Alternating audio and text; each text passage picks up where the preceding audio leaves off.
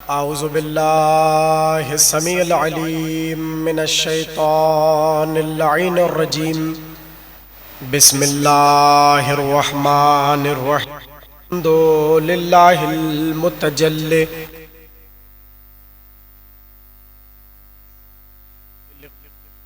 बिहुज्जति खल्क़ल खल्क़ मिन गैरि रविय्यतिन।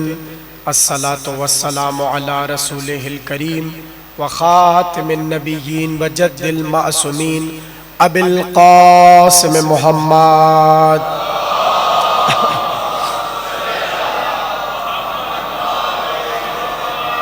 व आलिहि तय्यबीन अत्ताहिरीन अल मासूमीन अल्लज़ीना अज़हबल्लाहु अन्हुमुर रिज्सा व तहरहुम तत्हीरा।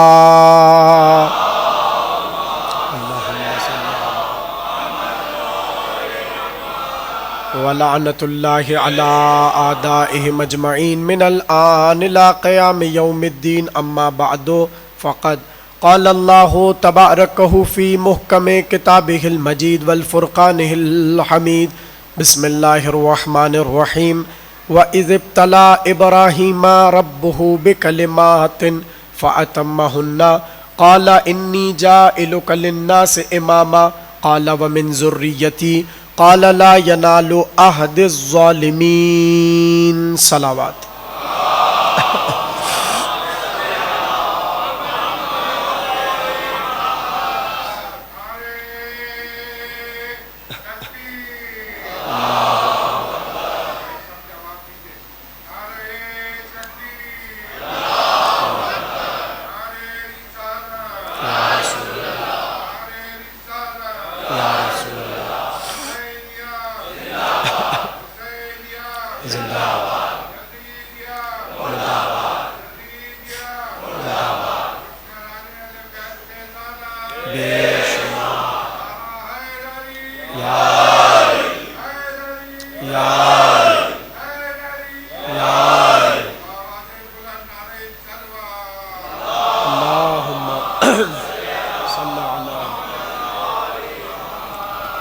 चौदह सौ सैंतालीस हिजरी के अशर मुहर्रम की नवी तकरीर आप हज़रात इमाम बारगाह काज़मैन में समात फरमा रहे हैं।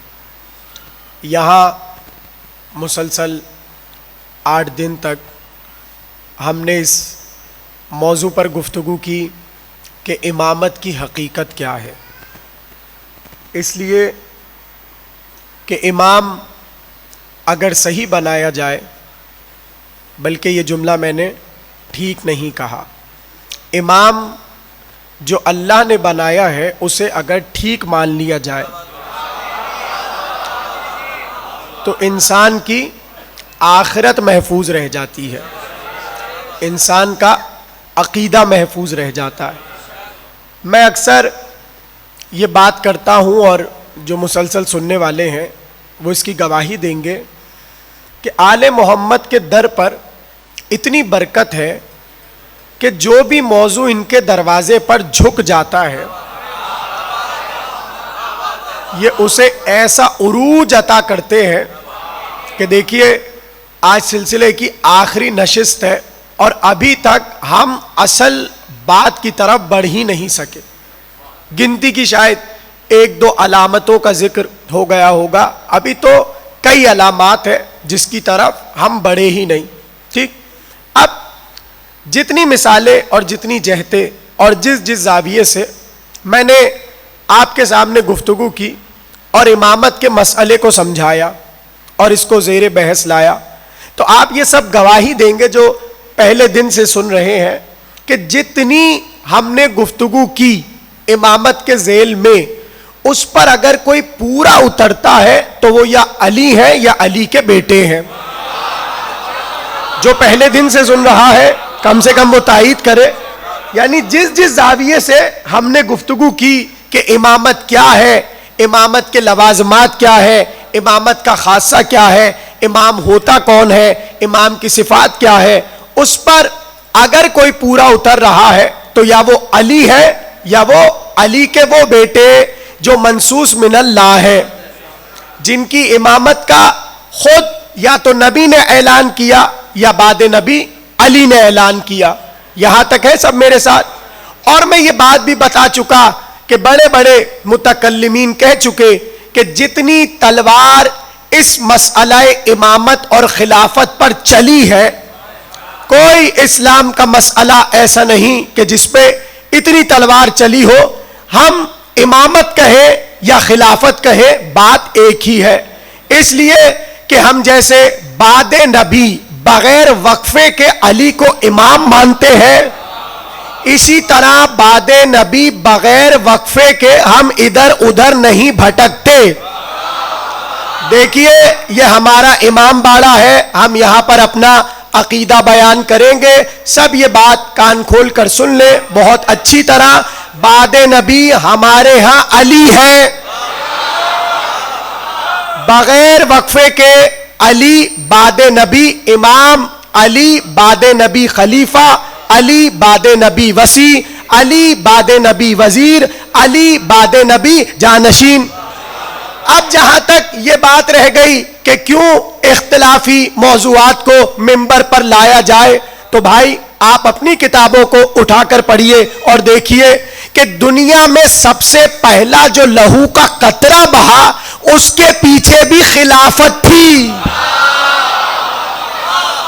आप सलामत रहिए, जो मेरी बात समझ गया। आलमे कायनात में जो पहला लहू का कतरा बहा, उसके पीछे सबब भी विलायत, इमामत और खिलाफत है। जो समझ गया वो समझ गया, जो नहीं समझा उसे समझा दो। किसने किसको पहले कत्ल किया? शाबाश। हाबील का कत्ल करने वाला कौन? हाँ, अब मैं आपसे सवाल करूं, भाई घर की बात है, ये जो कहा जाता है घर की बात है, अपनों की बात है, अपनों की बात है, तो आप अल्लाह मियां से कहिए अपनों की बात थी। तूने इस किस्से को कुरान में क्यों रखा? क्यों रखा? तू ये किस्सा ना रखता कि हाबील का कत्ल हुआ और करने वाला कौन? सगा भाई काबिल। इमाम से आकर रावी ने पूछा, ये क्यों काबिल ने हाबील का कत्ल कर दिया? इमाम ने कहा, ये बता बाहर वाले क्या कहते हैं। भाई उठ जाइए, तकरीर शुरू हो चुकी। बाहर वाले क्या कहते हैं? उसने कहा, बाहर वाले कहते हैं कि मसला खातून का था, मोहब्बत का मसला था। एक भाई कहता था मैं शादी करूंगा, दूसरा कहता था मैं करूंगा। इमाम ने कहा, ये तुम्हें भटका रहे हैं, असल वजह ये नहीं है। उसने कहा, फिर आप बताइए कि काबिल ने हाबील को मारा क्यों? कहा, सारा मसला ये था कि वो हाबील की खिलाफत पे कब्जा करना चाहता था। गोया दुनिया में जो पहला लहू का कतरा बहने जा रहा है, उसका सबब इमामत, उसका सबब खिलाफत। तो लिखा यही इमाम की रिवायत में है कि पूछा था आदम ने, क्यों तू इतना जल रहा है हाबील से और क्यों कत्ल कर रहा है और क्यों तू भाई का दुश्मन हो गया? तो पलट कर कहने लगा, क्योंकि मुझे आपका जानशीन बनना है, मुझे आपका वजीर बनना है, मुझे आपके बाद ये मनसब चाहिए। तो आदम ने पूछा, कोई चीज तो तुझ में हो, कोई ऐसी सिफत तो हो, कोई एक बात बता कि तुझे लगता हो कि हाबील से ज्यादा तेरा हक है। अब मुझे नहीं पता जुमला कैसे सुनेंगे, हदीस मासूम है। इमाम फरमाते हैं, आदम ने पूछा कि तू बता किस बुनियाद पर तू चाहता है कि तुझे मेरे बाद खिलाफत मिले? उसने कहा, मैं उम्र में बड़ा हूं। भाई तकरीर शुरू हो चुकी। उसने काबिल ने पलटकर आदम को कहा, मैं उम्र में बड़ा हूं। चूंकि मैं उम्र में बड़ा हूं, मैं तो हाबील काबिल की बात कर रहा हूं। काबिल ने आदम से कहा, मैं उम्र में बड़ा हूं, इसलिए आपके बाद ये ओहदा मुझे मिलना चाहिए।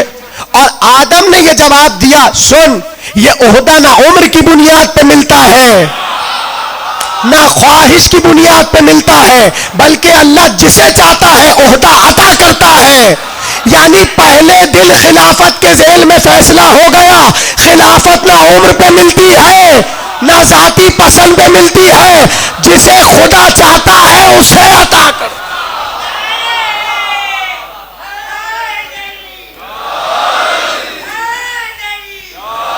आदम के बाद जो आदम की मसनद पर आए वो अल्लाह की मंशा से आएगा, और वो कौन? हाबील। तो आपको पता है मैंने क्या कहा, पहला कतरा जो लहू का बहा दुनिया में वो मसला इमामत और खिलाफत पर बहा। अब हुआ क्या, उसने तो मार दिया हाबील को, कत्ल कर दिया ना, काबिल ने हाबील का कत्ल कर दिया। उसके बाद हुआ क्या, जैसे ही ये खबर आदम को पहुंची, आदम ने दो काम किए। आदम ने दो काम किए। पहला कहा हाय हाबील, पहले कहा हाय हाबील, और दूसरा कहा लानत हो काबिल पर। आप सलामत रहिए जो जो समझ गया। दो काम आदम ने किए, पहला हाय हाबील, दूसरा कातिल हो, लानत हो काबिल पर।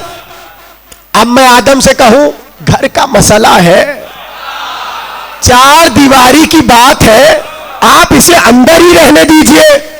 बल्कि किताबों में लिखा है आदम चारा पर चले जाते थे और बुलंद आवाज में कहते थे हाय हाबील काबिल पे खुदा की लानत, हाय हाबील काबिल पे खुदा की लानत। गोया आदम ने सुबह कयामत तक फैसला कर दिया, अगर तुम आदमी हो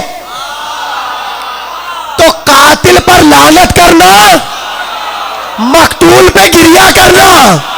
तो हम तो कातिल पे लानत करके, मकतूल पे गिरिया करके बता देते हैं हम किसके साथ हैं। आप मुखालफत करके क्या पैगाम दे?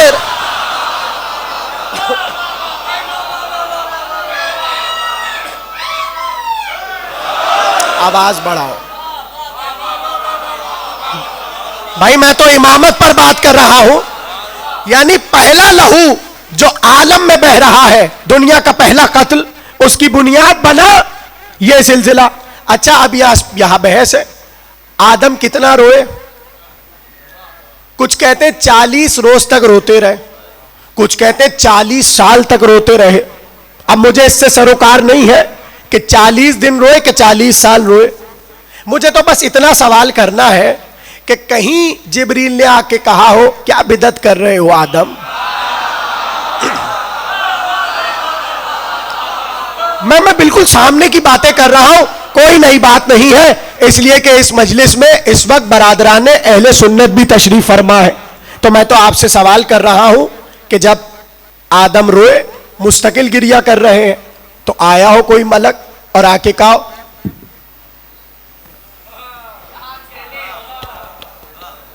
बिदत कर रहे हो, गुनाह है। ऐसा नहीं हुआ, बल्कि मैं बताऊं क्या हुआ।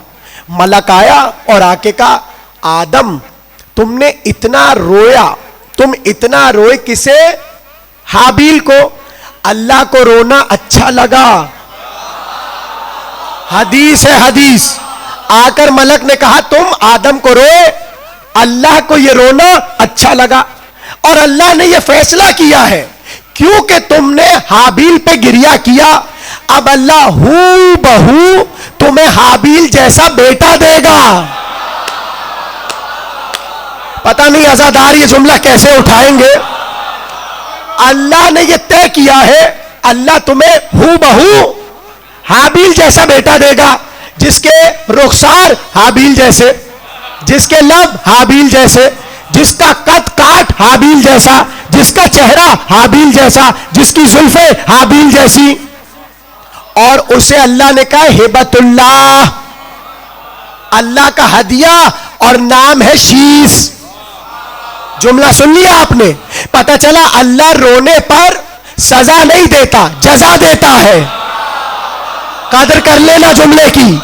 पहले दिन अल्लाह ने तय कर लिया कि रोने पर सजा नहीं, जजा देंगे। तो मैं अल्लाह से सवाल करूं, परवरदिगार आदम 40 दिन रोए और तूने आदम को हूबहू हाबील जैसा बेटा दिया, ये कौम 1400 सालों से हुसैन को रो रही है, इन्हें तू क्या देगा?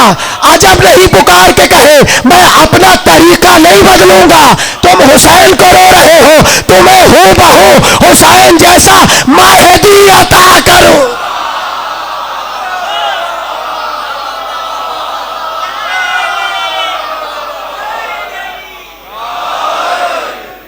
तवज्जो किया आपने?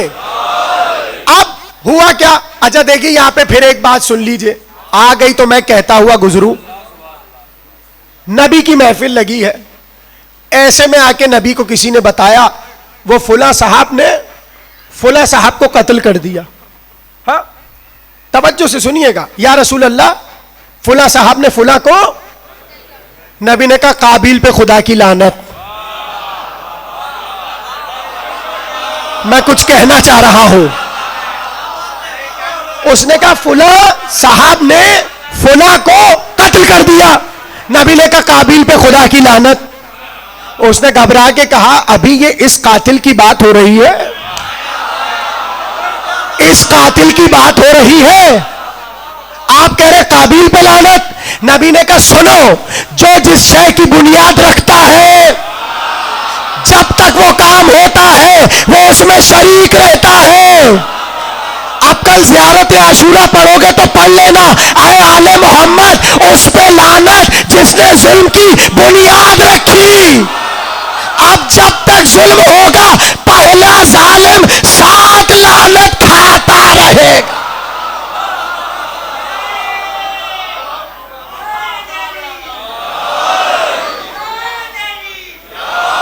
कुछ पहुंची बात के नहीं पहुंची? पता चला जो बुनियाद रखता है जब तक वो काम होता है वो उसमें शरीक होता है। अब क्या हुआ? काबिल ने कत्ल कर दिया हाबिल को, तो लहू बहा के नहीं बहा? तो अब मैं आपसे सवाल करूं कि पहला आदमी और अभी नस्ल शुरू हो रही है, पहला ही झगड़ा किस पे हुआ? खिलाफत पे। इसी खिलाफत को हम इमामत कहते हैं। अब पता नहीं जुमला कैसे सुनेंगे। पता है हुआ क्या? जब कत्ल कर चुका ना, तो कांधे पे लाश को रखा और जा रहा था कि अब मैं इसका करूं क्या। ऐसे में कुरान सूरह मायदा, कुरान कहता है एक कौवा आया, कुरान है कुरान, एक कौवा आया और कौवे ने अपनी मिनकार से चोंच से जमीन को खोदा और खोद के उसने क्या किया? किसी चीज को उसमें दफनाया। काबिल ने जैसे ये देखा, अब कुरान के जुमले, काबिल ने सर पे हाथ रख के कहा हाय मैं तो इस कौवे से ज्यादा आजिज हूं। को समझे कि नहीं समझे? पता चला जो जबरदस्ती खिलाफत और इमामत हड़पता है अल्लाह उसे कौवे से जलील करवाता है। भाई मैं तो कुरान पढ़ रहा हूं। अब अली की जिंदगी में कोई ऐसा किस्सा दिखाइए जहां अली ने कहा हो हाय मैं उससे आजिज, हाय मैं उससे आजिज। अली का आप नहीं दिखा सकेंगे, औरों का मैं दिखा दूंगा। कि एक साहब तो कहने लगे मैं तो इस कीड़े से ज्यादा आजिज हूं, काश में ये कीड़ा होता।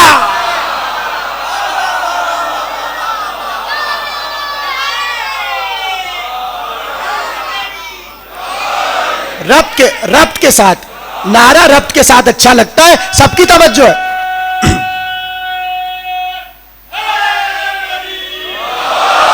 भाई मैं तो कुरान की बात कर रहा हूं। अल्लाहुम्मा। क्या कहा काबिल ने? मैं इस गुराब से ज्यादा, मैं इस कौवे से ज्यादा आजिज हूं।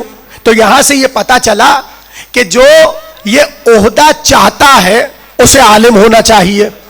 कल की तकरीर से जुड़ गया। यही वजह है कि इमाम होने के लिए जो नबवी सिफात होनी चाहिए उसमें एक सिफत क्या है? इमाम आलिम इल्म, सब बोलिए ना जो सुन रहा है अशरा, आलिम इल्म यानी इमाम सीखता नहीं है, इमाम सीखा सिखाया आता है। तो अब एक अलामत में पढ़ के आपको कुछ सुनाना चाहता हूं, इसलिए कि देखिए आज की तकरीर आखिरी है और कुछ फिक्री बातें हैं जो आपके हवाले होनी है। सबकी तवज्जो है।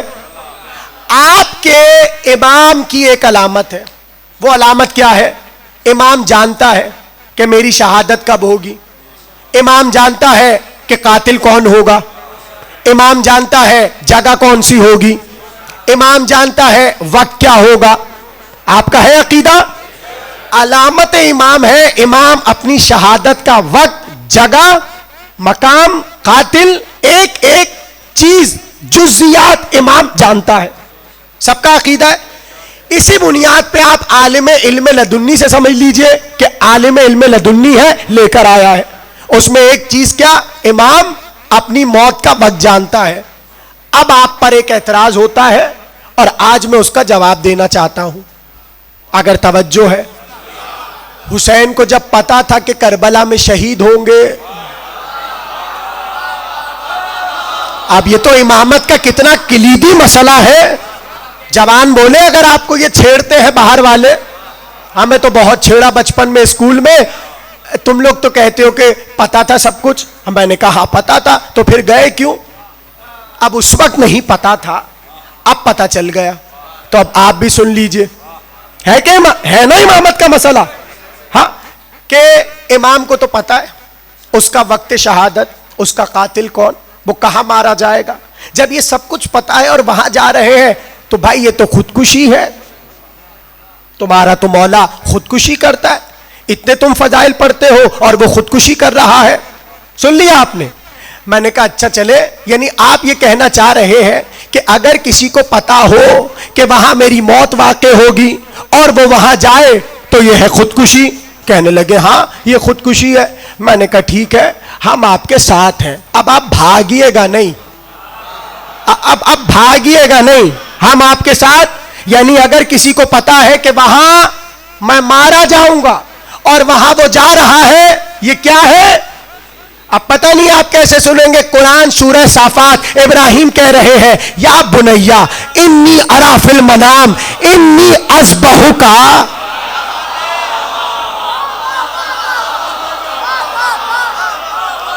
भाई बोलिए, अगर पीछे वालों तक पहुंच रही है बात। इब्राहिम, कुरान सूरह साफात, इब्राहिम कह रहे हैं या बुनैया इन्नी अरा फिल मनाम, कब?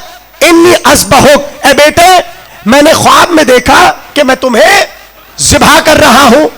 नबी का ख्वाब झूठा तो नहीं होता भाई, नबी का ख्वाब तो झूठा नहीं होगा। इब्राहिम ने कहा मैंने ये ख्वाब देखा, तुम्हें कत्ल कर रहा हूं। अब पलट के इस्माइल ने क्या कहा? या अबते इफ अल मा तो उमर, बाबा जो आपको ख्वाब दिखाया गया है। ना मैंने गलत तर्जुमा किया जानबूझ के, ये नहीं कहा ख्वाब दिखाया गया है, कहा जो अल्लाह ने हुक्म दिया है। थोड़ा सा बोलिए भाई, अल्लाह ने जो आपको हुक्म दिया है आप वो करिए। इफ अल मा तो उमर, जो अम्र अल्लाह ने किया है उसे कीजिए। तो अब मैं आपसे सवाल करूं, क्या इस्माइल को पता था कि मैं वहां जाऊंगा, अल्लाह मियां दुम्बा भेजेगा? अगर तो आपने कहा कि इब्राहिम इस्माइल को पता था कि मेरी जगह दुम्बा आ जाएगा, तो फिर कमाल ही खत्म हो गया। हाँ, इसमें क्या कमाल है? इस्माइल तुम्हें तो पता है वहां दुम्बा आएगा, ये तो किसी को भी इधर मैं मजमे को उठा दूं और बोलूं भाई वहां पे कत्ल होना है, मगर इधर आओ अकेले में बता दे दुम्बा आ जाएगा, तो ये कहेगा हाँ भाई जब दुम्बे को आना ही है थोड़ा सा लुत्फ ले लीजिए। भाई देखिए फिक्री बात है, बस ये हवाले होना जरूरी है। अगर तो इस्माइल को पता है कि मैं वहां जाऊंगा और दुम्बा आ जाएगा, तो ये तो कमाल नहीं रहा, नहीं रहा ना। अब मैं जवाब दूं उस बात का, जब इस्माइल को पता है कि वहां मारे जाएंगे, थोड़ी सी तवज्जो कर ले। इस्माइल को पता है वहां मैं कत्ल हो जाऊंगा, तो पकड़ो इस्माइल का दामन और कहो खुदकुशी क्यों कर रहे हो? या मैं जुमला पलट कर कह दूं, जिस कराची में कुर्बानी के नाम पर खून की धारें बहती है वो तो खुदकुशी है।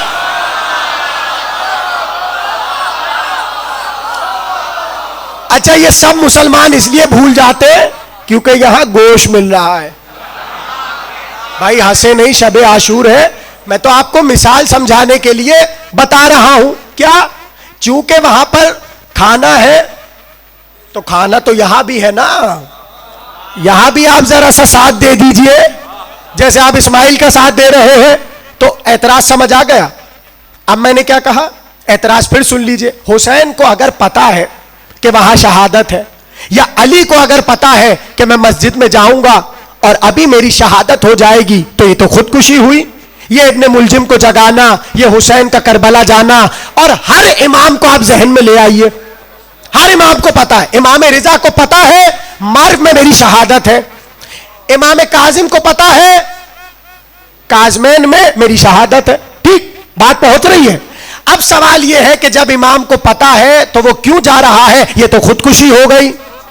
तो पहले मैं पूछूं कि खुदकुशी की तारीफ क्या है? पहले खुदकुशी की तारीफ पता चल जाए, तब पता चले कि अलामत इमाम को किस तरह हल करना है। कहने लगे खुदकुशी यह है कि अल्लाह के अम्र को अपने हाथ में ले लेना। मैंने कहा ना आज थोड़ी फिक्री गुफ्तगू है, बस बातें महफूज हो जाए ये जरूरी है, इसलिए कि मौजू के तकाजे है। खुदकुशी क्या है भाई? अल्लाह ने आपकी मौत अभी नहीं रखी, आप लटक गए पंखे पर खुदा न खास्ता, या आप आ गए गाड़ी के नीचे, या आपने छलांग लगा ली। मौत ऐसे नहीं थी, आपने अमरे खुदा में मुदाखलत की, यानी आपको नहीं पता था आपकी मौत कब है, आपने खुद इसे हाथ में लिया और मर गए। यह है खुदकुशी। अब इल्म इमामत को समझिए, अल्लाह इमाम को बता चुका, अल्लाह इमाम को बता चुका कि 10 मुहर्रम को करबला में शहादत है। अब अगर हुसैन ना जाए, यह है अमरे खुदा में मुदाखला।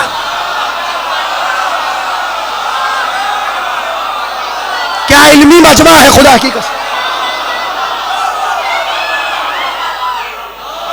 पहुंच गया ना जवाब? आप सलामत रहिए। मतलब यह है कि अमरे खुदा में यह तय है, ए हुसैन 10 मुहर्रम को करबला में शहादत है। अब हुसैन घर में बैठे ये कमाल नहीं है, इसलिए कि अगर हुसैन घर बैठ जाए तो वो जो अल्लाह ने लौह पर लिखा है,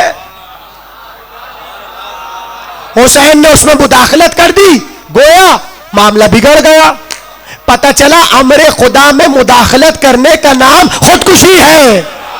भाई हुसैन तो बहुत आगे की हस्ती है, हमारे अली का तो वो गुलाम मीसम है जिसे अली ने बताया इस दरख्त पर फांसी लगेगी, मीसम भागा नहीं, उसी को फाली देता रहा।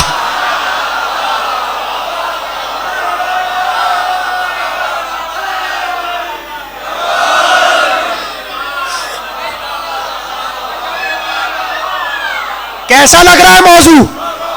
यह है हकीकत इमामत, यानी इमामत की इस मंजिल को जानना कितना जरूरी। खुदकुशी आदमी के लिए, बशर के लिए उस वक्त कि वो अमर खुदा में मुदाखलत करे। अल्लाह इमाम को बता चुका, यही तो इल्मे लदुन्नी है।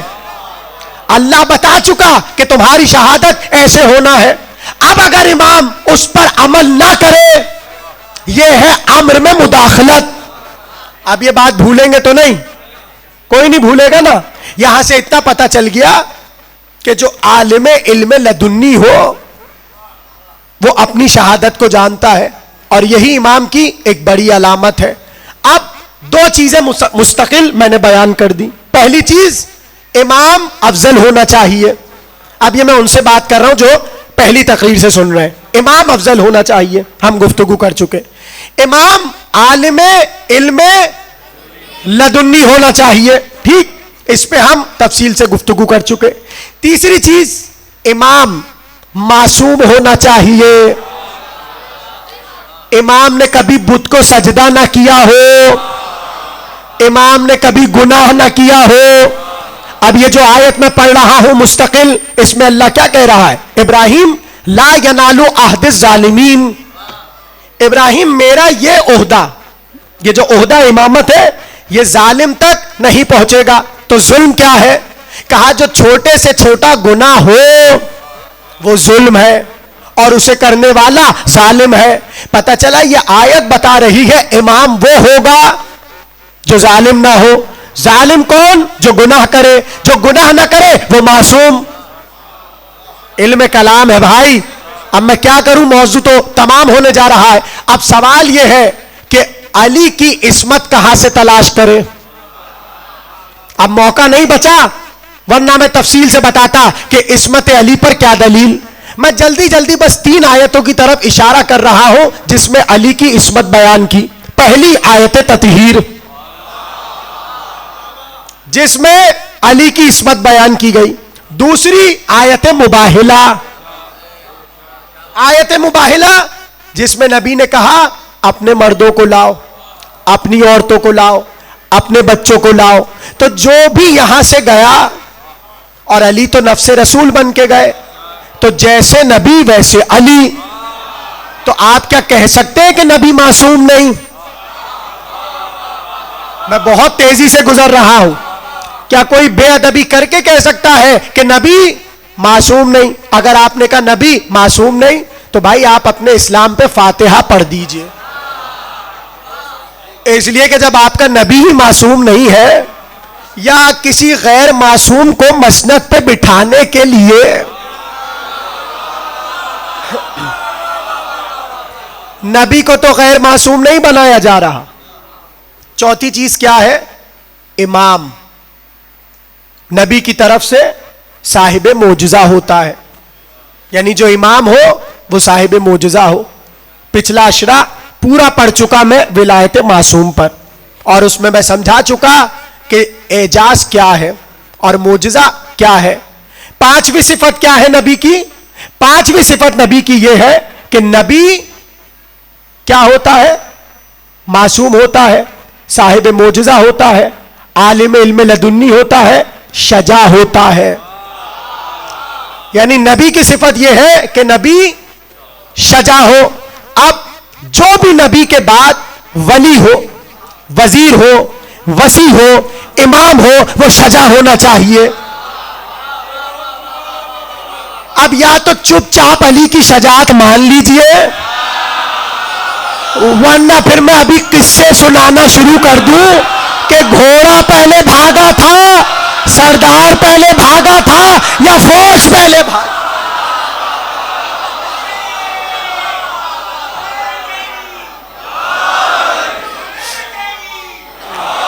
तवज्जो कर रहे? नबी के बाद जो भी इस मकाम पर आए उसका शजा होना जरूरी है। अब मेरा माशाल्लाह वो मजमा है जो इस वक्त बैठा है सामने, मुझे यकीन है आप बहुत अच्छी शजात सुन चुके हैं और आप सबको पता है कि अली की शजात क्या थी। मगर मैं क्यों ना एक अहले सुन्नत आलिम का एक जुमला सुनाऊं जो आपको झुमा देगा। सुनना चाहते हैं? इब्ने अबिल हदीद मोतजली, बहुत बड़ा नाम, अहले सुन्नत का आलिम, वो मौला अली की शजात पे क्या लिख रहा है सुनिए और झूमिए। वो कहने लगा, वाह रे अबू तालिब के बेटे, वाह रे अबू तालिब के बेटे, तेरी शजात का क्या कहना। इसलिए कि जब से तूने तलवार चलाई तो जो तुझसे पहले के बहादुर थे तूने जमाने को उनके नाम भुलवा दिए। अरे अबू तालिब के बेटे, जो तुझसे पहले शजा गुजरे तूने उन सबके नाम जमाने को भुलवा दिए, और तेरे बाद जो तलवार लेकर आए तूने उनका नाम फहरिस्ते शाहजहात में दाखिल ही नहीं होने दिया। यह आलिम का जुमला है। तो अब हम किस मंजिल पर आ गए? अब जाहिर है आखिरी तकरीर है, मेरा तो दिमाग इतनी तेज तेज चल रहा है, क्या रोकूं क्या बोलूं, क्या रोकूं और क्या बोलूं। आपकी तवज्जो है? सब सुनना चाहते? अब मैं इस मंजिल पर हूं कि 50 अलामतें इब्ने शहर आशोब ने लिखी कि जो दावा इमामत करे उसमें 50 चीजें होना जरूरी है। बस उसमें आज मैं एक पर इक्तिफा कर रहा हूं और जिंदगी मिली तो कभी बात करेंगे। उसमें एक अलामत यह है कि जो नबी का जानशीन हो, जो भी नबी का वारिस हो, उसके पास जुल्फकार होना जरूरी है। कुछ कहा है मैंने? जो भी नबी का जानशीन हो, वारिस हो, उसके पास जुल्फकार होना जरूरी है। अब यह होने में भी नजाकत है। आपको पता है कि ये जुल्फिकार सिर्फ अली ही ने क्यों उठाई? एक दिन अली लेकर खड़े थे, एक साहब आ गए, कहा मैदान में तो नहीं जा सकता, पता है सबको और मुझे भी पता है, यही दे दे जरा उठा के देख लूं। समझिए जरा जुल्फिकार क्या है। अली ने कहा ये पकड़ उठा। पता है किताबों के फिक्रे क्या है? जुल्फिकार जैसी हाथ में आई गिर गया। जुल्फिकार तो उठाना बहुत दूर की बात, वो पकड़ के खड़ा भी नहीं हो सका।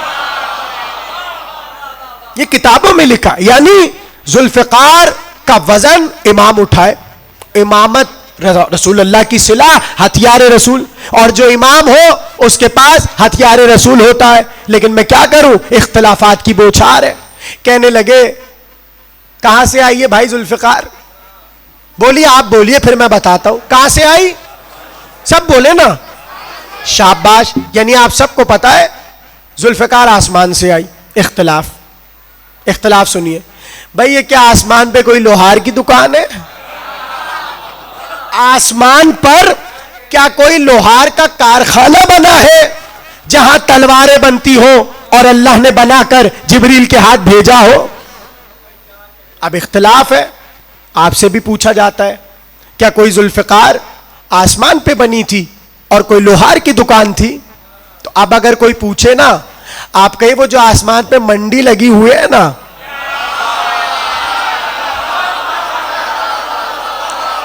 हाँ यही कहिएगा वो जो आसमान पे मंडी लगी है उसके बराबर वाला कारखाना लोहार का है। अब वो कहेगा कौन सी मंडी? कहिएगा जहां से दुम्बा आया।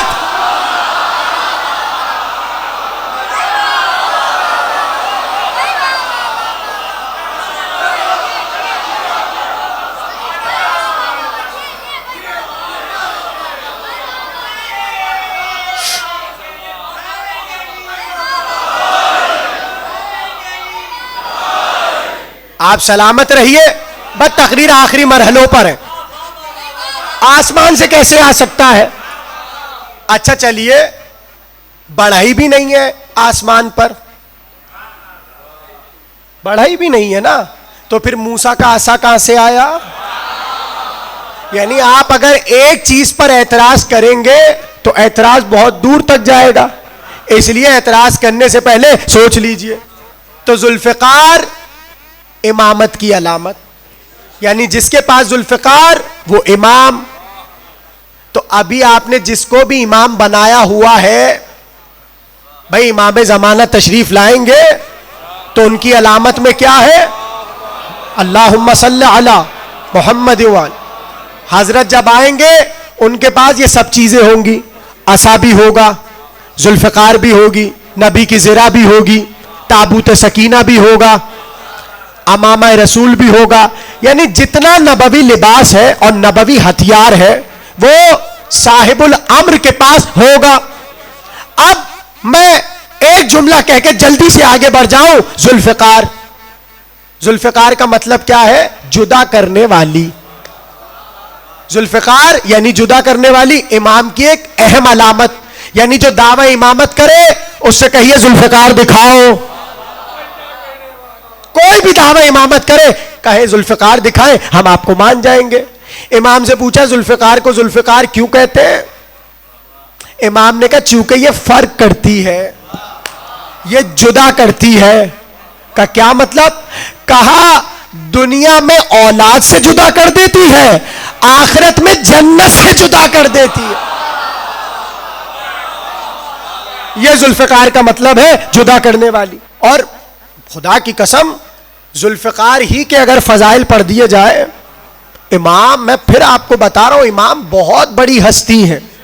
इनके जो ये जुल्फिकार, जुलजना और ये जो अलामात में जो इमाम के पास चीजें हैं, खुद ये इस कदर अपने फजाइल में ऊपर है।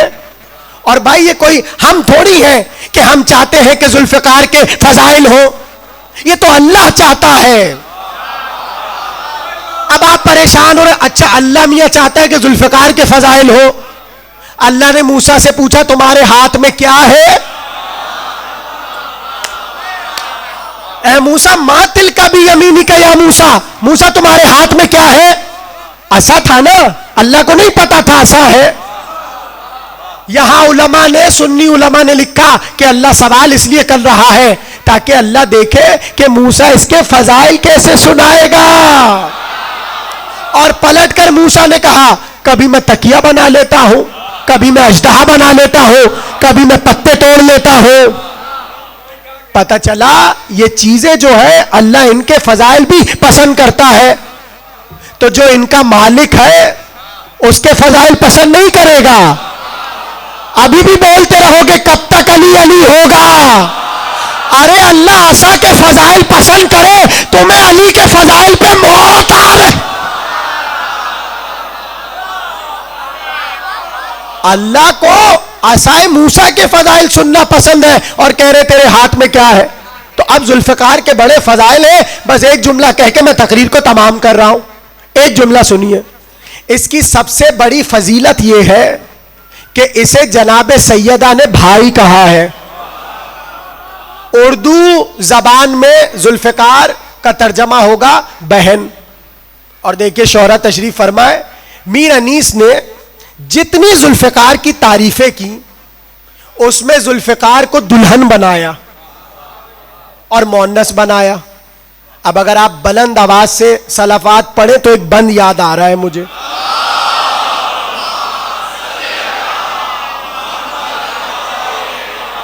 एक और बुलंद आवाज में पढ़िए सलावत।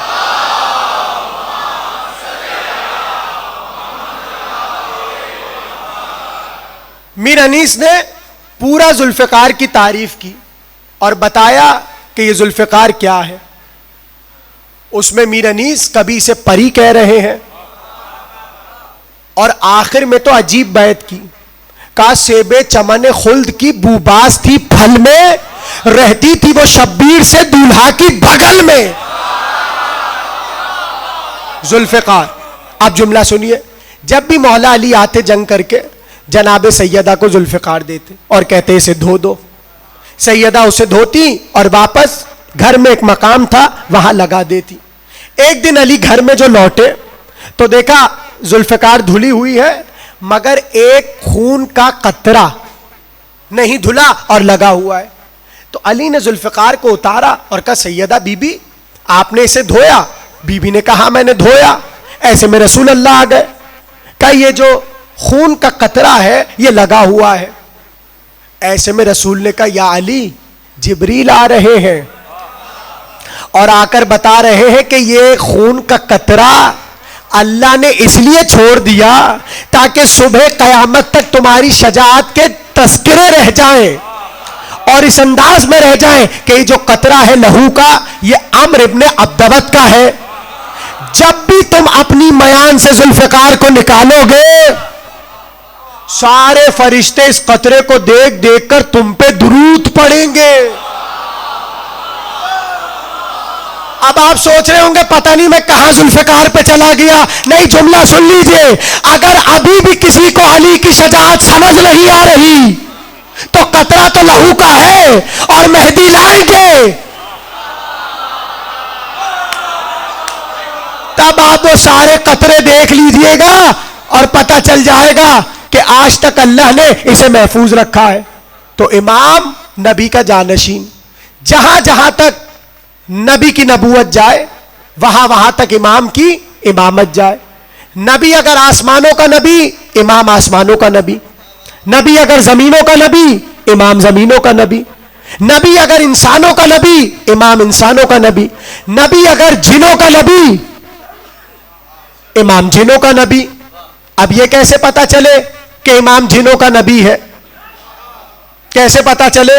अच्छा देखिए, जिन्नात जो है ना वो इमामों से बहुत डरते हैं, बहुत डरते हैं।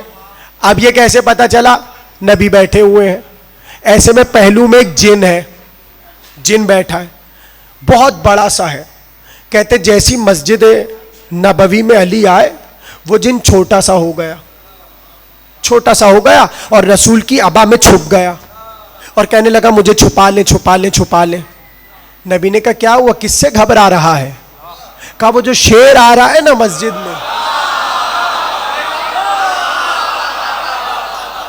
तकरीर तमाम हो रही, इमाम जिनों का भी इमाम है, कहा वो जो शेर आ रहा है उससे डर रहा हूं। अब नबी को तो पता है कि क्यों डर रहा है, मगर वो जो और बैठे हैं, नबी चाहते सबको पता चल जाए कि इसके डरने का सबब क्या है।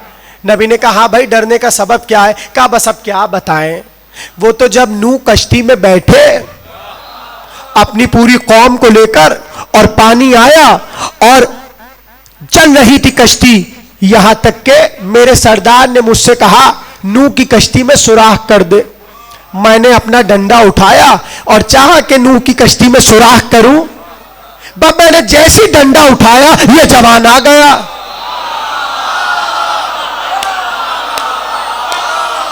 जैसे मैंने चाहा सुराख करूं ये जवान आ गया और आकर इसने जुल्फिकार, अब आपके जहन में यह सवाल उभर रहा होगा, जुल्फिकार तो ओहद में आई थी, जुल्फिकार तो ओहद में आई थी, ये नूह के जमाने में अली जुल्फिकार चला रहे हैं। भाई जुल्फिकार ओहद में बाकायदा आ गई थी, उससे पहले वहां थी, जब जरूरत होती थी लेते थे, जब काम हो जाता था वापस भेज देते थे। उसने कहा यहां इसने मेरे हाथ पे तलवार चलाई थी। नबी ने कहा जरा जख्म दिखा, अब जो आस्तीन उल्टी जख्म बाकी था। ऐसे में नबी ने कहा आज के बाद अली तुम्हें कुछ नहीं कहेंगे, तुम अली की खिलाफत पर ईमान ले आओ और कलमा पढ़ लो। उस दिन से यह तय हो गया कि जितने जिन्नात हैं उनका कोई मसला होता तो उनके पास एक ही दरवाजा था, अली का दरवाजा। इसलिए कि इमाम इंस और जिन्न। अब एक दिन अली बैठे हुए हैं मस्जिद कूफा में और ऐसे में एक बहुत बड़ा अजदहा मस्जिद में दाखिल हुआ। वो आता जाता है, सब डर के पीछे हटते जाते कहीं हमला ना कर दे। ऐसे में वो आते उसने अपनी गर्दन को उठाया और अली के कान में कुछ कहा। अली ने सर पे हाथ रखा और उसके कान में कुछ कहा। उसने तस्लीम बजा लाई और चला गया। अब सबने पूछा अली ये सब क्या था? अली ने कहा ये जिन था और ये जिनों का खलीफा था। इसके यहां एक मसला हो गया था और इसके पास जवाब नहीं था, इसलिए मुझसे पूछने आया। पता चला हम समझ रहे थे सिर्फ इंसान ही हलाक हो अली के बगैर। हम तो यही पढ़ते आते हैं कि इंसान कहते थे अगर अली ना हो तो हम हलाक हो जाएं। पता चला अली ना हो तो जिन भी हलाक हो जाएं। अली ने उसे बता दिया कि ये हमने फैसला किया, चला जा। बस लीजिए तकरीर तमाम हो गई। उस दिन से मस्जिद कूफा में एक दरवाजा बन गया। जो जा चुके हैं मस्जिद कूफा आमतौर पे जायरों को वहीं से लेके जाते हैं। दरवाजे पे क्या लिखा है? बाबुस सुबान, अजदेह वाला दरवाजा। और आप किसी से भी पूछिए खादिम से कि भाई क्या मतलब है इसका, तो आपको यही किस्सा सुनाएगा जो मैंने सुना दिया। अब है फजाइल का आखिरी जुमला। जब शाम तक ये खबर पहुंची कि अली के पास अजदह आया और पूरा मस्जिद कूफा का दरवाजा बन गया सोबान के नाम से, तो उसने कहा हम भी कुछ करना चाहते हैं। कहा तुम क्या करोगे? कहा हम बाबुल फील बनाएंगे, एक हाथी पकड़ के लाओ और जैसे कूफे में वाकया हुआ वैसा यहां कर दो। अब वो किसी ने हाथी को पकड़ा, उसकी तरबियत की और एक दिन वो तख्त पे बैठा था, लेकर चले ताकि इसका नाम बाबुल फील हो जाए और लोग समझे कि इससे हाथी फैसले करवाने आया है। अब वो तो पूछिए नहीं कि हाथी ने किया क्या, ऐसे ही अपनी सूंड में लपेटा और उठा के फेंक दिया। पता चला सारी हसरतें खत्म हो गई, कभी बाबुल फील बन ही ना सका। तो इमाम जैसे इंसानों का इमाम वैसे जिनों का इमाम। जैसे इमाम इंसानों के फैसलों पर दस्तरस रखता है, इसी तरह इमाम जिनों के फैसलों पर दस्तरस रखता है। तो अब ये जो आजकल के लोगों को जाफर वाली रिवायत नहीं समझ आ रही और इख्तिलाफी बातें हो रही हैं, तो मेरा सवाल इतना है, आप जाफर के होने पर शक कर रहे हैं कि इमाम का जिनका इमाम होने पर शक कर रहे हैं? पहले आप अपना अकीदा तो दुरुस्त बताइए कि आपको असल में शक किस पर है। इसलिए कि जब तक सूरह जिन कुरान में है और अल्लाह जब तक कह रहा है कि मैंने जिन और इंसान को नहीं बनाया मगर यह कि वो मेरी इबादत करे, तो भाई जब जिन है तो जिन का नबी कौन? रसूल। तो बाद रसूल इनका इमाम कौन? अली। तो जो भी जिनों का अहद है वो अपने इमाम को इमाम मानते हैं। आज जिस तरह आपके इमाम इमाम मेहदी अलैहिस्सलाम है,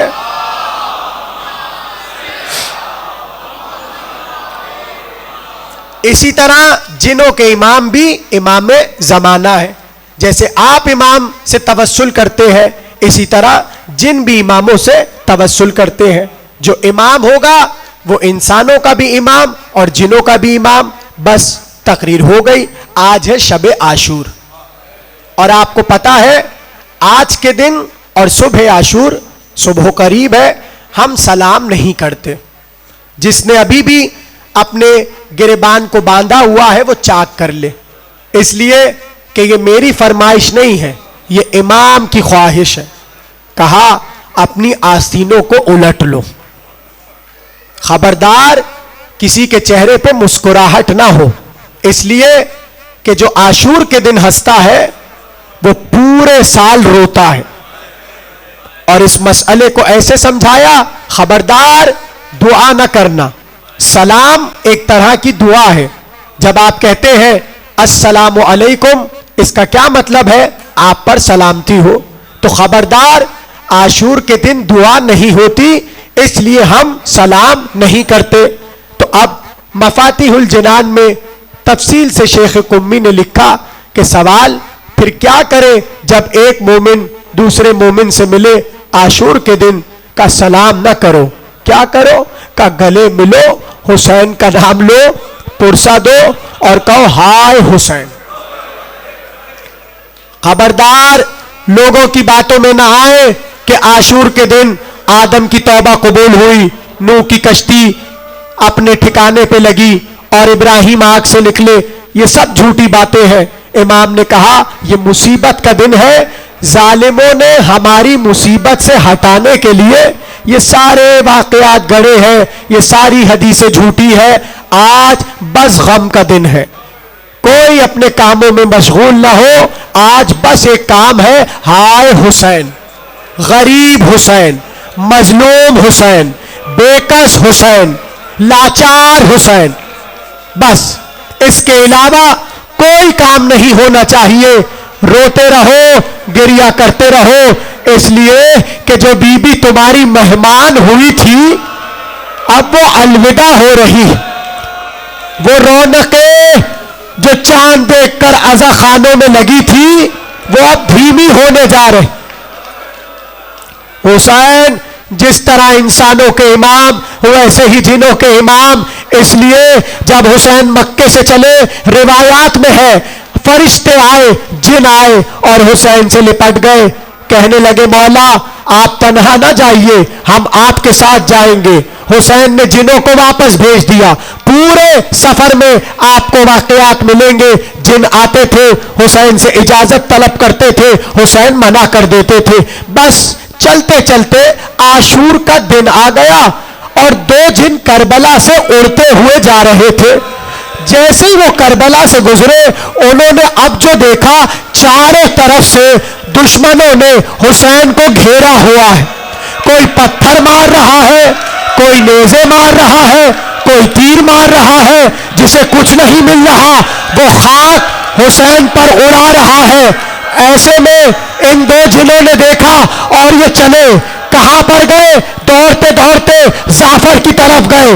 आशूर के दिन जाफर की ताजपोशी का जश्न था। जाफर बड़ा खूबसूरत ताज पहनकर तख्त पर बैठा था। एक बार रोते रोते दो जिन आए, कहा जाफर तू अपना जश्न मना रहा है।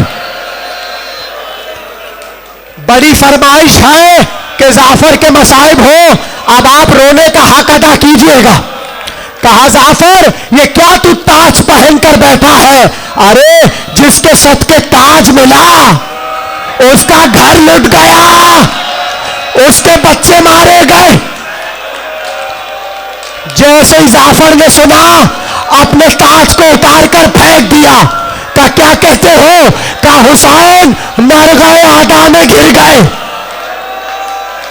शाबाश। एक बार अपने लश्कर को लेकर जाफर चला। जाफर कहता है तरीका यह था कि पहले हम अली की कब्र पे जाते थे। जब भी कहीं का सफर होता पहले अली की कब्र पे चला काफिला, अली की कब्र पे पहुंचा। जाफर कहता है मैंने बुलंद आवाज में कहा अस्सलामु अलैका या अमीर अल मोमिनीन, मगर कब्र से कोई जवाब ना आया। मैं समझ गया आज अली भी करबला में। शाबाश।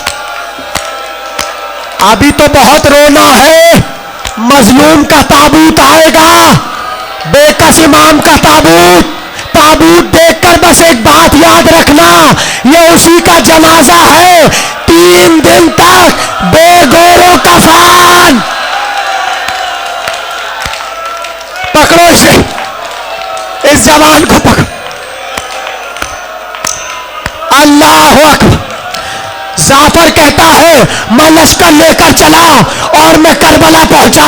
मगर मैं जब करबला पहुंचा मैंने देखा आदम खड़े हैं, नूह खड़े हैं, इब्राहिम खड़े हैं, मूसा खड़े हैं, ईसा खड़े हैं, अंबिया फरिश्ते चारों तरफ से हुसैन के पास। और ऐसे में दुश्मन अपने नेज़े लिए खड़े हैं। मैं दूर खड़ा सोचने लगा इस भरे मजमे में हुसैन के पास कैसे जाऊं, कहीं बेअदबी ना हो जाए। आदम के बढ़ गया, कहीं बेअदबी ना हो जाए। अभी मैं सोच ही रहा था, एक नहीफ आवाज आई, ए जाफर।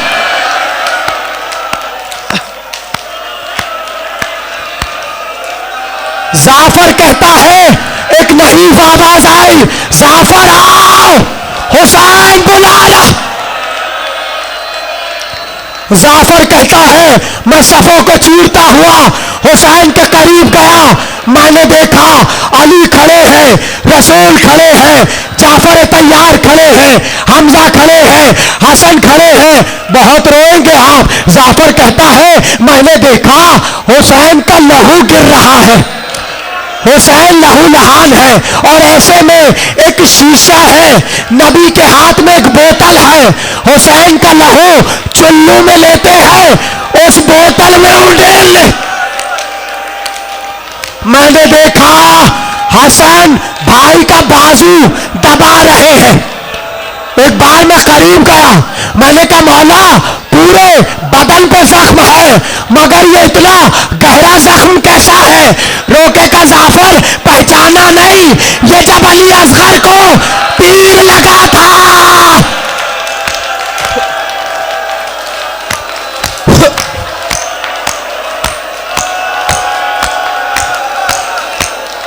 क्या शान का गिरिया है। बस 2-3 जुमले हैं। जाफर जो मेरे असगर को तीर लगा ये उसकी निशानी है। एक बार जाफर बहुत रोएंगे अज़ादारों, कल तुम फाका करोगे ना, मेरा जुमला याद रखना। जैसे ही वक्त असर आएगा जुलूस में जाओगे, मातम में रहोगे, क्या होता है फाके से पहले होठ चिपकने लग जाते हैं प्यास के मारे। जाफर कहता है मैंने हुसैन का दहन देखा, हुसैन बोलना चाहते हैं मगर प्यास।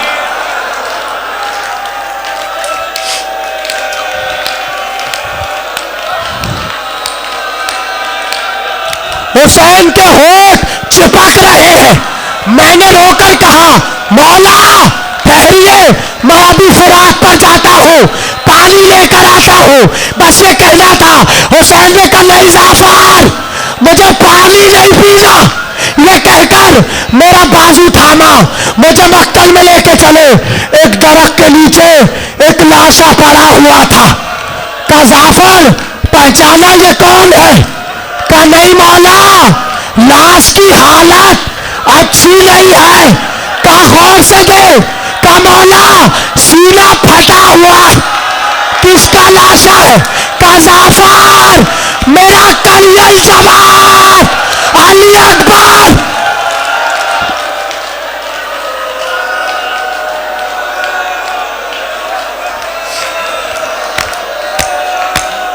जाफर ये मेरा कलियल जवान है। एक बार बाजू थामा, कहा आजा, लेकर चले हुसैन। खेमे के पीछे एक नन्ही सी कब्र थी। कहा जाफर ये मेरा अली असगर। बस 2-3 जुमले। जाफर कहता है वापस हुसैन नरगा आदा में आए एजाज इमामत से, और मुझे कहा जाफर बस अब जाने की घड़ी है। एक बार जिब्रील को बुलाया, कहा जिब्रील अंबिया से कहो जाए, फरिश्तों से कहो जाए, सब जाने लगे। मुझे कहा जाफर अपनी फौज ले जा। कहा नहीं मौला इस गुर्बत में आपको छोड़ूंगा नहीं। कहा जाफर जा, मेरी अम्मा की सवारी आ रही।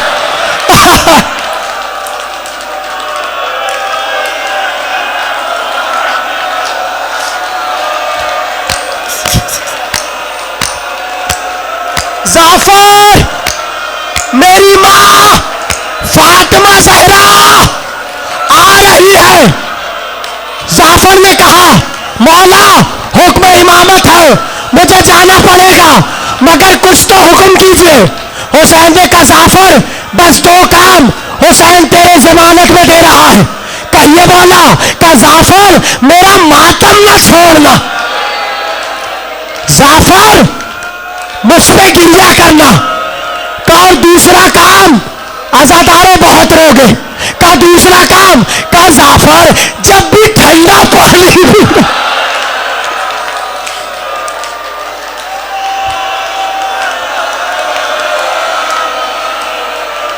हो गई मजलिस।